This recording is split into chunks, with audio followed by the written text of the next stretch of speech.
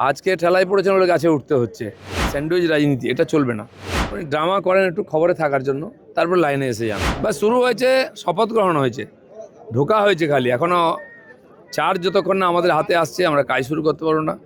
দপ্তর ভাগ হবে সব মন্ত্রীদের, আরও অনেক মন্ত্রীরা শপথ নেবেন। 2-4 দিন লাগবে সময়, তারপর কাজ শুরু হয়ে যাবে। প্রথম কাজ কি হবে? প্রথম দ্বিতীয় বলে কিছু নেই, সব কাজই করতে হবে একসঙ্গে।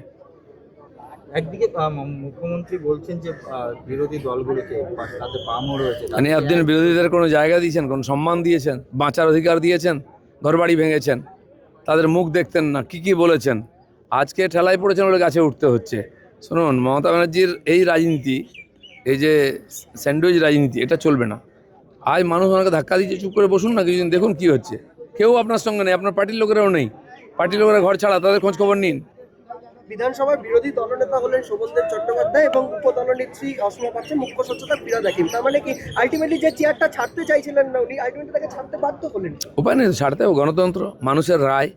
উনি ড্রামা করেন একটু খবরে থাকার জন্য, তারপর লাইনে এসে যান। সবাই দেখতে পেয়েছেন। কলকাতা পুরসভা হোয়াটসঅ্যাপ গ্রুপ সহ পাবলিক সেফটি এবং ভেক্টর কন্ট্রোল গ্রুপ ছাড়লেন ফিরহাদ হাকিম। একেবারে সেই যে দুটি হোয়াটসঅ্যাপ গ্রুপই ছেড়ে দিলেন।